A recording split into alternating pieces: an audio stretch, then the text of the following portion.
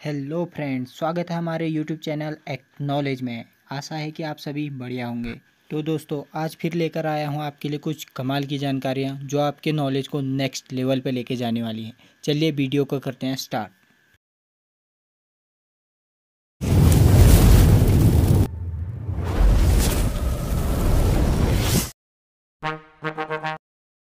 चलिए दोस्तों, शुरू करते हैं फैक्ट नंबर 1 से। आपने दुनिया के सबसे बड़े पक्षी के नाम पर शुतुरमुर्ग का नाम तो सुना ही होगा या पढ़ा होगा, पर अगर मैं कहूँ कि ये गलत है तो आप क्या कहेंगे? आपका कहना होगा कि हम तो बचपन से ही पढ़ते और सुनते आ रहे हैं कि दुनिया का सबसे बड़ा पक्षी शुतुरमुर्ग या ऑस्ट्रिच है। आपका कहना सही होगा, परंतु शुतुरमुर्ग उड़ नहीं सकता, तो दुनिया का सबसे बड़ा उड़ने वाला पक्षी है अल्बाट्रोस। ये पक्षी महासागरों के क्षेत्रों में पाए जाते हैं। इनके पंखों की चौड़ाई 11 से 12 फीट तक हो सकती है। इनके बड़े पंखों के कारण ये एक उड़ान में लंबी दूरी तय कर सकते हैं। तो चलिए दोस्तों, बढ़ते हैं अपने फैक्ट नंबर 2 की ओर। दोस्तों, कभी आपने हमारे इस ब्रह्मांड की उत्पत्ति के बारे में सोचा है कि इसका निर्माण कैसे हुआ होगा? अगर विशेषज्ञों की माने तो ब्रह्मांड की उत्पत्ति पर अलग अलग विशेषज्ञों के अलग अलग राय हैं, पर सबसे अधिक सर्वमान्य सिद्धांत जो है वह है बिग बैंग थ्योरी या महाविस्फोट सिद्धांत।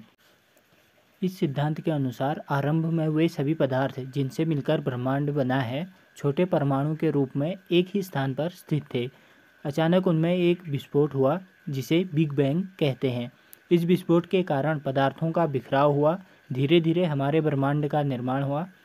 वैज्ञानिकों के अनुसार बिग बैंग 13.7 अरब वर्ष पहले हुई थी। चलिए दोस्तों, बढ़ते हैं अपने अगले फैक्ट की ओर। आपने कभी ना कभी टैरिफ के बारे में सुना ही होगा कि टैरिफ के कारण कुछ चीज़ों की कीमतों में उतार या चढ़ाव होता है, या टैरिफ लगने की वजह से कीमतों में बढ़ोतरी हुई है। आखिर ये टैरिफ है क्या? दोस्तों, टैरिफ एक प्रकार का टैक्स है जो विदेशों द्वारा आयात पर लगाया जाता है। जब कोई देश किसी वस्तु को किसी अन्य देश से आयात करता है तो उस वस्तु पर आयात करने में जो टैक्स लगता है उसे टैरिफ कहते हैं। चलिए दोस्तों, बढ़ते हैं अपने अगले फैक्ट की ओर।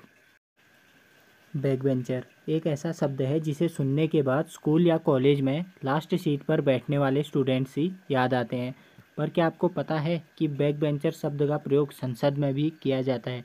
यानी बैकबेंचर शब्द का प्रयोग हमारी पार्लियामेंट में भी यूज होता है। संसद में आगे की सीटों पर मंत्रियों तथा संसदीय सचिव तथा विरोधी दल के नेताओं के लिए आरक्षित रहती है, और जो गैर सरकारी सदस्य होते हैं जिन्हें संसद में आने की अनुमति होती है वे सभी पीछे बैठने वाले सदस्यों को बैकबेंचर कहा जाता है। चलिए दोस्तों, बढ़ते हैं अपने अगले फैक्ट की ओर। अब बात करते हैं भारत के ऐसे परमाणु रिएक्टर की जो अपनी तरह का विश्व का प्रथम रिएक्टर है। जी हाँ दोस्तों, मैं बात कर रहा हूँ कामिनी रिएक्टर की। आमतौर पर परमाणु रिएक्टर यूरेनियम तथा प्लूटोनियम का उपयोग ईंधन के रूप में करते हैं, परंतु कामिनी रिएक्टर थोरियम 31 का उपयोग ईंधन के रूप में करता है। थोरियम का उपयोग ईंधन के रूप में करने वाला यह विश्व का प्रथम रिएक्टर है। कामिनी रिएक्टर की एक महत्वपूर्ण बात यह भी है कि यह डीएनए फिंगरप्रिंटिंग में भी सहायक है, जो अपराधियों को पकड़ने में सहायता करता है। कामिनी रिएक्टर ने 1997 से काम करना शुरू कर दिया था। चलिए दोस्तों, बढ़ते हैं अपने अगले फैक्ट की ओर।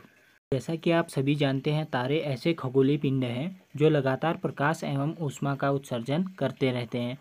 पर क्या आप यह जानते हैं कि तारे अलग अलग रंग के भी होते हैं?